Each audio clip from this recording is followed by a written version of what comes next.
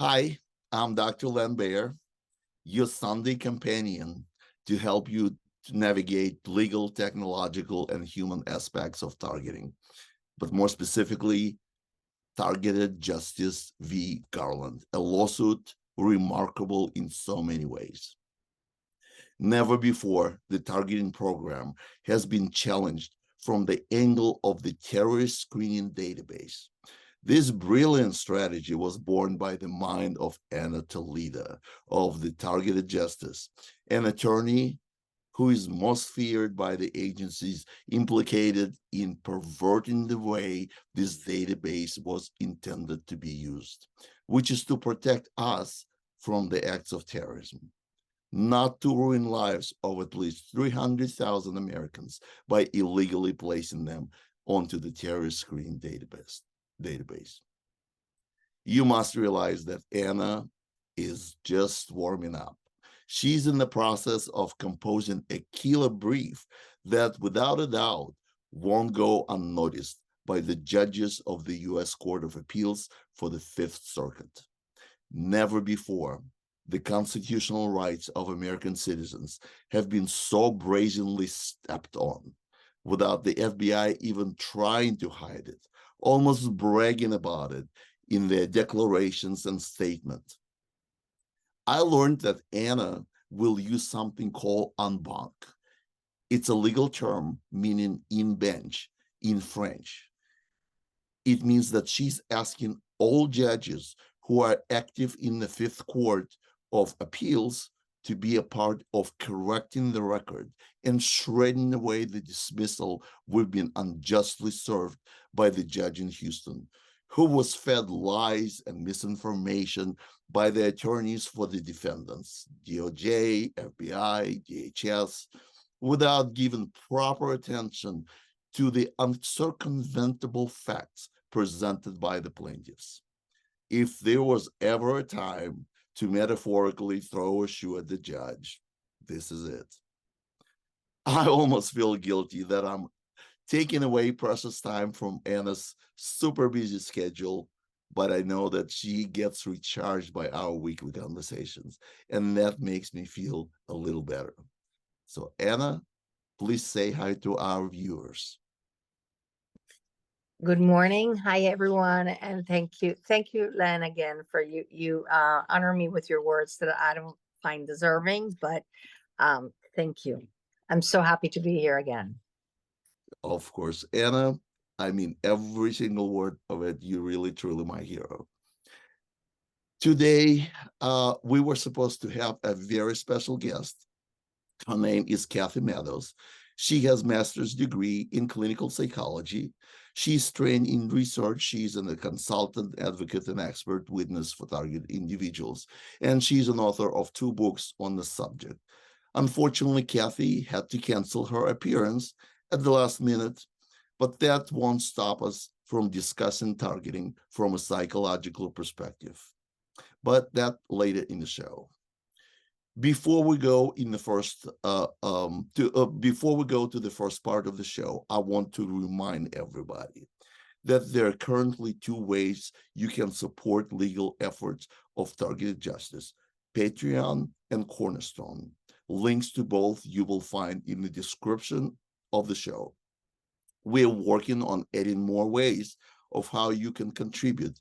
But for today, the message I want you to hear is that your efforts to support us are being intentionally suppressed. Electronic interference, but the almighty government agencies is running on all cylinders. The campaign to exhaust our resources is very real and highly sophisticated. I will give you my own example. I wasn't able to donate money using the Cornerstone service when I tried to make a transaction. Only after calling customer service for 2 days in a row and asking their IT department to unblock my specific IP address, I was able to make a donation. You might ask why it was blocked in the first place. Good question. This is what we are against: a systematic campaign to dry up our resources, So when making contributions, if you realize that your payment is not going through, please don't give up. Call customer service, request your donation to be accepted. It takes an extra effort and extra resolve to fight this hydra, but there's no other way. So keep the pressure up, and thank you in advance for your patience and perseverance. And now let's start with our legal update. Legal briefs from both parties are due on September 5th. So Anna, please tell us what are the issues you're working through? Anna? Yes, well, I don't know if I've ever told you the story. One of the things I love about my profession is that I'm always learning, and it's about reading. I once went to a keynote speech by Captain Sully, the man that saved all those people in the Hudson River, and they made a movie of him afterwards. So I was in a speech with him, and somebody asked him, what do you think is your most important trait that made you be able to save those people that day? And he said, my mom was a first grade teacher, and she taught me to never stop learning. And every day I would get manuals from planes or whatever, and I would read them, even though I knew I wasn't going to fly that plane probably. But it was at that very moment that I had only like 200 and something seconds to save the lives of all those people, that all the knowledge that I had put in there into my brain just told me exactly the minimum, let's say 10 things I had to do for saving these people's lives. There was absolute like mandatory things, and then there was like wish list. But those mandatory things, he says, a reason I knew what those mandatory things were is not just my experience, but because I never stopped learning. And so the same is with this. What I do is I just read, and I'm in the process. I already did, started writing my brief, but I'm just reading and reading and reading, and like everything around the nation. And that's how I came up with the two quotes I sent you, because it's very revealing how the courts are very short from saying the Department of Justice is doing illegal things here, because they even tried to seal a case, and we'll talk about that later. But so all I do is read and read, and one of the pearls I found this week, which I want to share with you, is that in the Fifth Circuit, we have 18 plaintiffs. So in the Fifth Circuit, it only takes one of the plaintiffs. In our case, we have two that corroborated that were on the TSDB, Richard Lighthouse and Karen Stewart. So in different situations, right? So it says it just takes one plaintiff to establish the standing for the rest in terms of that they are illegally placed on the TSDB. And that to me is huge, because I was thinking, oh my God, I don't have that corroboration for the rest of them. But with those cases that are solid, precedent, irrefutable precedent, well, that's just another pearl. And it just, so nothing has really happened. I'm just working on it. And I just have to say that, what really, regarding what you said, I know we have talked about this before. As an attorney, when a client of mine was doing something wrong, I would tell, you have to stop that immediately, because you just have to stop that, and if not, I would withdraw from the representation.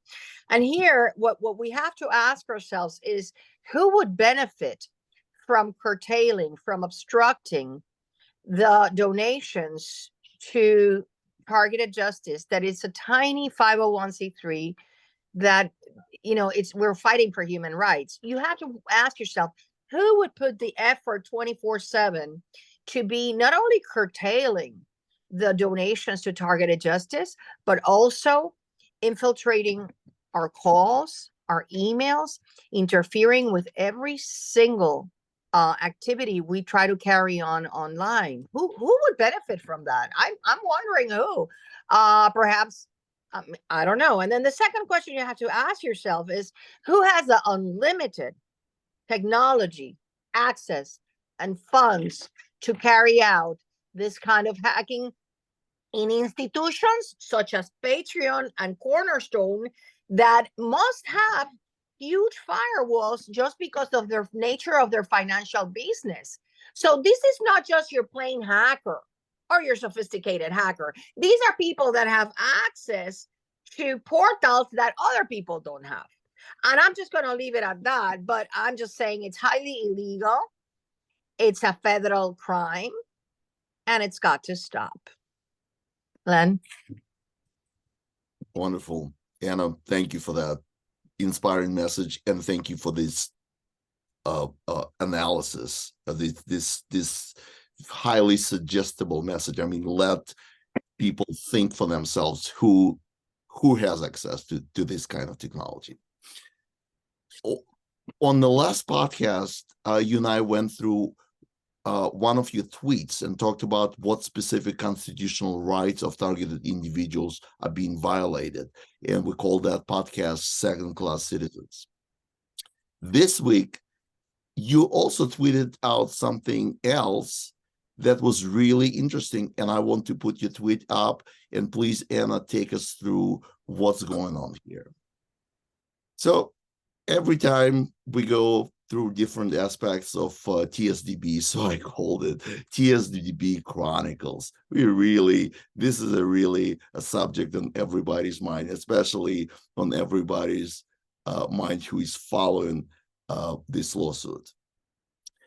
Your tweet was about this case, Ibrahim versus Department of Homeland Security, and I just had to look up the case and give you some background. So, a female non-immigrant alien from Malaysia was admitted to study at Stanford University on a student visa. In 2005, she attempted to fly from San Francisco Airport to Hawaii, but was handicapped and led away because she was on a federal no-fly list. Next day, she was allowed to fly to Hawaii, and then to LA, and then to Malaysia. While in Malaysia, her student visa was revoked, and she could never get back to the United States. So this is the background of the case. And then let's see what you tweeted about this case. And I want you to explain the significance of it. Anna, please go. Okay. So I had to add to that while she was in Stanford, she had a daughter. She got married. She had a daughter. And the daughter is an American citizen. So she wasn't allowed to go back to the United States, not even for her trial.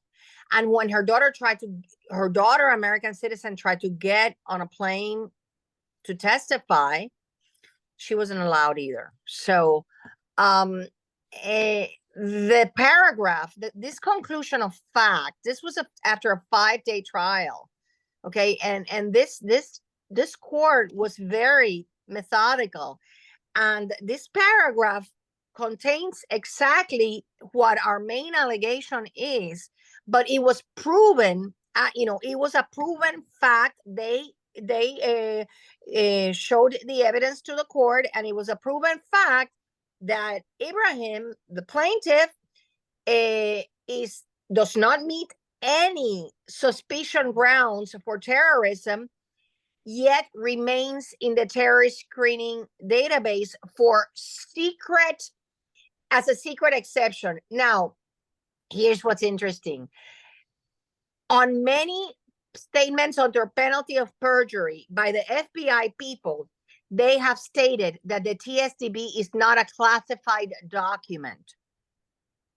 So you have to wonder why the court arrived at the conclusion pursuant to a classified and secret exception.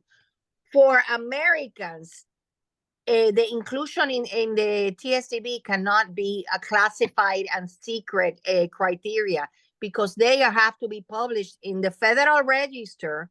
You have to put the criteria to put a person, what are the categories, number one. And number two, there's also what the document called the watch listing guidance. And they talk about the criteria there.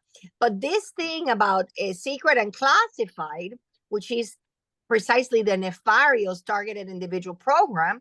That's I don't know if this judge knew that that was what it was referring to, but the FBI and the DOJ admitted, argued that it was a secret and classified exception that they didn't want to talk about and they didn't have to talk about. The problem with that plaintiff was that since she's not an American citizen protected by the American Constitution, she had to just take it. You know, she couldn't challenge the secret and classified exception. But now we know, because we have Timothy Gross, Timothy Gross statement under penalty of perjury, the former deputy director of the Terrorist Screening Center, saying that a lot of people don't meet the terrorist criteria and are there for other reasons. Well, the Homeland Security Presidential Directive is clear. This is only a law enforcement tool for known and suspected terrorists. It is not an act of Congress. The Homeland Security Presidential Directive is an executive order, not an act of Congress, and as such has to be interpreted restrictively and does not give space to be putting in other things there in the shopping list that, you know, that the FBI and other people want to put in there.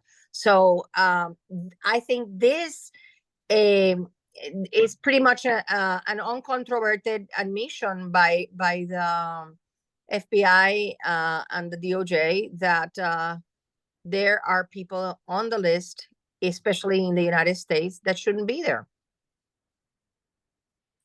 That's a great explanation. I struggled with even understanding the whole structure, so I made this little helpful sort of mind map for myself, and I put reasonable suspicion standard on one side of the slide, and then classified and secret exceptions to the same reasonable suspicion standard, and that both of them are self-imposed processes within the executive branch. And what it means to me is that both the suspicion standards and the exceptions are made by the FBI themselves. They made their own rules, and they're never been enshrined by the judge or by the Congress into law. That basically the FBI is just doing it on their own. Is that a reasonable conclusion that I make? Let me add in here that there is an executive order 13/5/26, people can look it up, that says that no agency can put the label classified on any information to cover up illegality, criminality, negligence, abuse of discretion. And that executive order, we alleged it in the complaint. You cannot put the classified label on the TSDB that FBI and Timothy Grow and a lot of its officials have previously asserted and have publicly asserted that it's a non-classified document. And you cannot just put the classified label on something just to cover up a nefarious purpose or activity by people within the agency, any agency of the United States government. I want to also add one thing. The reasonable suspicion standard is very low. It's less than probable cause. Probable cause is what when somebody is accused of a crime, probable cause is a threshold for submitting that person to a criminal procedure, right? But the reasonable suspicion is a lower, like level lower than that. And that woman, Ibrahim, and targeted individuals don't meet the reasonable suspicion threshold. They could have had or committed or been convicted of other crimes, petty crimes, misdemeanors, because as we know, many targeted individuals are entrapped into it. But that doesn't mean that they meet the reasonable suspicion threshold for terrorism, which is what this is for. So I just wanted to clarify that 13.5.26, people can look it up. Government cannot hide its malfeasance with a, you know, just saying a cloak of classified, just putting the word of classified into it. Thank you, Anna. I think this is the conclusion that we all can agree on. FBI is completely out of control. Yeah, I wanted to make the clarification that as part of the brief, the appellants, we asked for a hearing, because hearings are not deemed automatic. You have to petition for them and justify them. And of course, I think, you know, we have enough justification, but I'm going to go a little further, and I'm going to say I want an en banc hearing. And it's seldom granted, but I am still going to petition for it, because you cannot get that which you don't ask for, right? So I'm going to ask for it. And what that means is for the full court to listen in and decide, because it's, you know, I think this case is so important that it warrants that the entire court decide upon it, and particularly the urgency of it calls for it. So I just wanted to clarify that it's not a right to have a hearing; it's a discretionary decision by the Court of Appeals. I understand that, and thank you once again. You never fail to amaze me. Your depth and dedication to the research is like nothing else I've seen before. So now let's move on.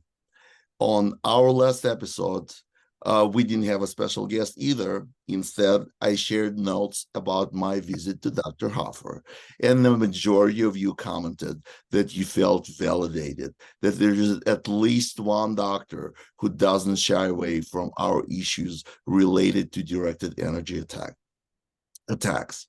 I received many comments and questions, so I decided to expand my presentation and record it as a separate podcast. So all your questions will be answered. For example, what about MRI? What about other brain scans? What about additional biomarkers that we learned from the declassified AHI report, thanks to the FOIA request by the Medicine Project? You want to know more details about the diagnosis received by the military personnel compared to civilians, things like that. So I will put it in a separate bonus episode. So watch out for that. Subscribe to this channel and follow me on for the announcement on Twitter, where my handle is @psardonicus. So we don't have a special guest, history repeating, but the topic that we're going to be discussed is too important to simply skip it. So instead, we will start the conversation about the psychological aspects of targeting, and hopefully one day we will have an expert in the field to discuss targeting from the psychological perspective. Just like the last time, Anna, I want it to be interactive. Feel free to interrupt me with any questions at any time. So, targeting from a psychological perspective. Since we were supposed to talk about with Kathy Matthews, I prepared slides about two of her books. One is Surviving and Thriving as a Targeted Individual. She published in 2017. And the other one is called Hey Mom, I'm a Targeted Individual, published in 2018. I also asked our viewers on Twitter whether they had success or any help with Kathy's book. And Leticia Rodriguez on Twitter responded, "This book helped me and my mother to understand.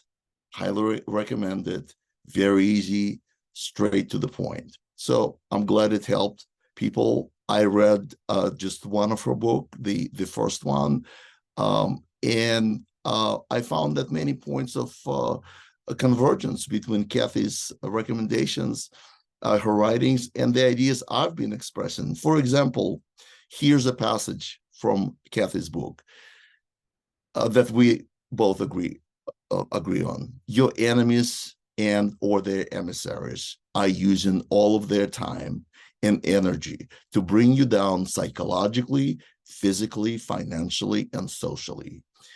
They may be laying awake nights dreaming of your demise. Accept that and move on. Don't get involved in trying to figure out why they're doing what they do. It's a waste of time.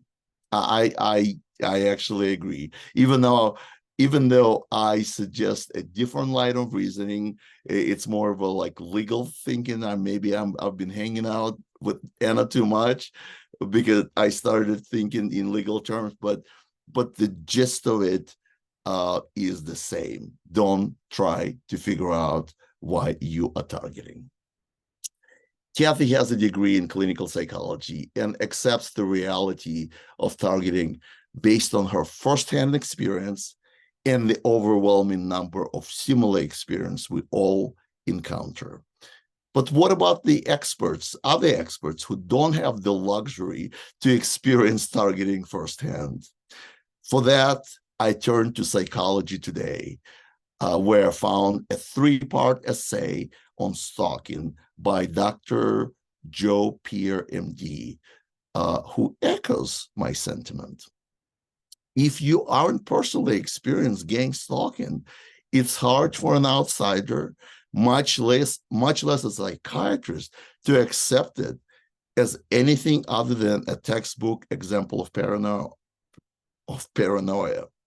So this is a reasonable statement. You really don't know how it feels to be gang stalked, to be exposed to V2K, street theater, et cetera, et cetera, et cetera. However, he presents 2 studies on gang stalking, and he says that both studies had the same conclusion. He writes, in both of these studies, gang stalking claims were attributed to paranoia because they defied credulity, often due to sheer amount of resources or level of coordinated organization that would be necessary to carry out what was claimed. This is an incredibly amateur statement from both a technological and a reasoning perspective. What's wrong with this line of thinking? Here's what's wrong.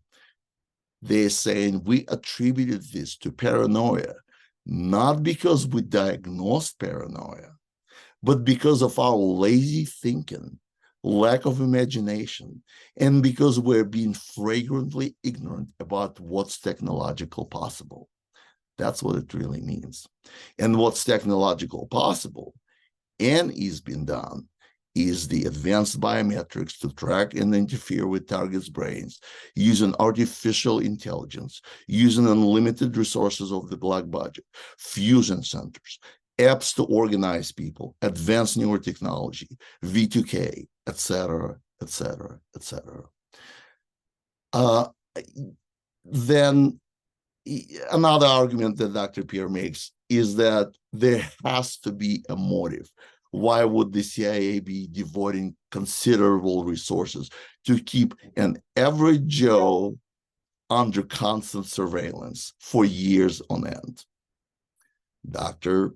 Peer, have not you heard of MK Ultra, COINTELPRO? Don't you understand that neuroweapons that the United States possesses by the admission of experts such as Dr. Giordano, they have to be tested on human subjects? I mean, that doesn't come into the conversation. He just simply dismisses it. And then Dr. Peer finishes his writing with an incredibly disrespectful statement.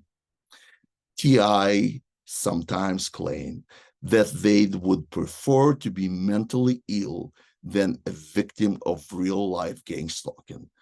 But one wonders to what extent that's really true. I'm sorry, I would not want the services of these doctors because it doesn't pass the test for rationality and empathy. Also, if you remember when Havana syndrome came onto the scene in the form of directed energy attacks against US government personnel stationed overseas, the targeted individuals community had high hopes that this would become public knowledge. However, there has been just as much resistance for accepting it as a real phenomenon.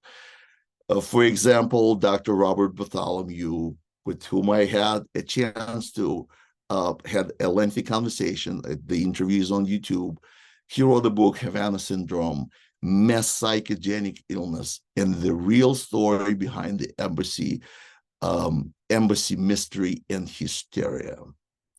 However, even after the revelation found in the previously classified AHI report, you can see that on the bottom of the screen, dated September 2020, obtained through FOIA request by the Medicine Project, Dr. Bartholomew remains stuck on his already falsified mass psychogenic hypothesis.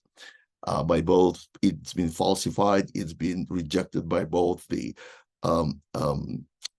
National Academy of Sciences and this report, this unclassified report, because it contains undisputable proof that there's a physical damage to the brain during this directed energy attack. But Dr. Bartholomew remains uninterested in this new information that refutes his hypothesis. So instead of making statements, recommendations, I would like to ask some questions. If the targeting is real, as we know it, what is the psychological theory of the phenomenon of targeted individuals should be? That is a question for the new psychologists, psychiatrists, neurologists coming onto the scene. That's the question that we should be asking as a targeted community. Another question, let's say there is a therapist or psychiatrist who accepts the reality of targeting. What kind of diagnosis he or she might entertain? What kind of help or professional therapy he might offer? And finally, my most interesting, unorthodox question. A person goes to a psychologist or psychiatrist and presents complaint consistent with being targeted. A doctor offers a diagnosis of paranoid delusional disorder. How can a psychiatrist discern between people having things of endogenous psychological nature and those who have been exposed to neurological influences from an external origin? This is a reasonable question to ask. Anna, you have a question. Yes. Many targeted individuals have taken to taking pictures, taking videos, having physical evidence of their gang stalking, just to a corroboration. It has been my personal experience that I believe psychiatrists and psychologists believe many of these targeted individuals. But until we shut down this program, they will not have the courage to come out and say, I believe you. And the reason is because they will receive a visit from the commission, the licensing commission, to examine their files. They will receive the IRS knocking on their door. This program is so criminal and involves all of the agencies, regulatory agencies. The DEA might revoke their license. And so then how are they going to put food in their table for their family? That is what's happening here. These criminals, these government criminals, are so almighty and powerful.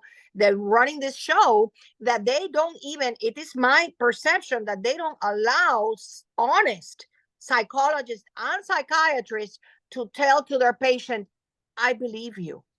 And until we shut down this program, it's not going to happen. Except people, like Kathy Meadows, just because, she's been doing it and her particular situation. But you see, she didn't, she had to cancel. I'm just going to leave it at that. Not everybody has not all the people out there practicing medicine have the independent wealth or courage to say, oh, it's okay. I can, I can tell you from my own personal experience. Okay. I think that these doctors are threatened and they cannot tell the truth, even if they believe you. So that's one thing that we need to fight this monster, bring it down, and then people will have to go in hordes to these professionals, the ones that haven't been dishonest, saying that TIs are delusional, because there's that dishonest group, right? Because there's going to be a lot of post-traumatic stress disorder that targeted individuals will have to deal with, because it's very real. The mental and emotional and spiritual scar is huge.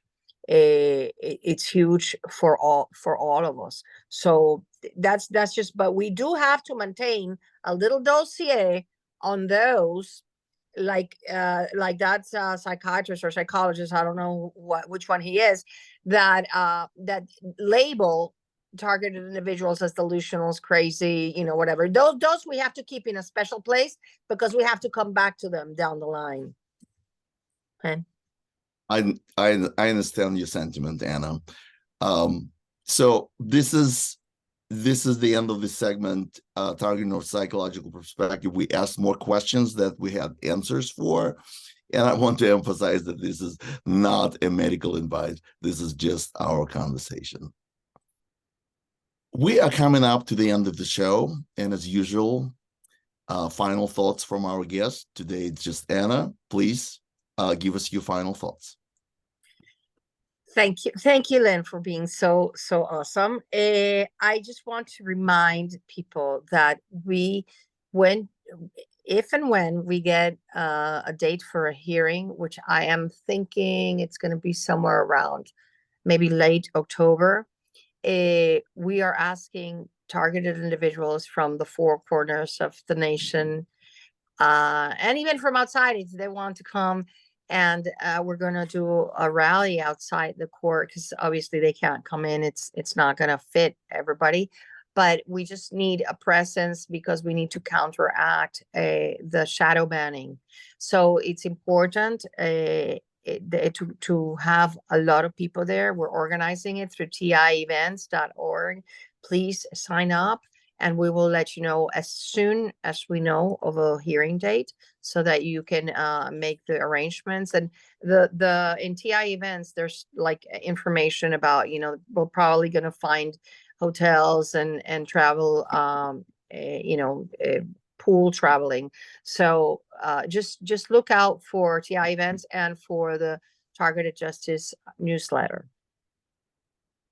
Of course, Anna. You made my day. You called me awesome. So I'm a happy camper today. As for me, I'm calling today's show Targeting a Psychological Perspective. If you've been watching the show regularly, you probably noticed that every podcast, I'm trying to give you new tools and new ways of thinking, and how you can reframe the conversation so you can take control of the narrative while speaking on the subject of your targeting. I also noticed that in the targeting community, we have these unwritten rules that most accept as a gospel. Don't go to the doctor, don't go to the police, and absolutely under no circumstances go to a psychiatrist. I'll be honest with you, I broke every single one of these rules. Maybe it's because I've been trained to follow the scientific method that requires me to question everything. I broke rule number 1, don't go to the doctor. I went to seek medical help and have been diagnosed with Havana syndrome. I've broken the rule number 2, don't go to the police. I did. I ended up receiving substantive and clearly incriminating correspondence between the FBI and my elected official. I broke rule number 3. Don't talk to Dr. Giordano because he is the bad guy. Instead, he validated my diagnosis of Havana syndrome and sent my case for further investigation to the DoD. I even broke rule number 1. I went to a psychiatrist. In fact, that was one of the first things I did, who decidedly excluded the diagnosis of paranoid schizophrenia and diagnosed me with something called adjustment disorder, also known as stress-related disorder. So maybe doing things the same way and expecting different results is no longer the way to go. I understand this is a deeply personal decision, and I'm simply sharing my thoughts and experience with you. On today's show, I advocated for something that perhaps sounds unconventional, but we need unconventional tools in our arsenals because there is nothing conventional about our targeting. So if a psychologist or psychiatrist is diagnosing you with a delusional disorder, challenge him and ask, how can he discern between innate psychological issues and something imposed onto you from an external source using sophisticated microwave technology? This technology is no longer a secret. It exists, and thus this is a reasonable question to ask. And if your expert dismisses your question, you perhaps can dismiss his conclusion and ask him to put it in the record, in the medical record, specifically that he refused to entertain your very reasonable question, which is in step with current advancements in neurotechnology. Demand an answer to your question. And if your expert doesn't know the answer to this question, ask him, how can he be confident in his diagnosis? Reframe the conversation. We desperately need this fresh approach in order to continue fighting for our liberation. Until that happens, we will be here every Sunday, rain or shine.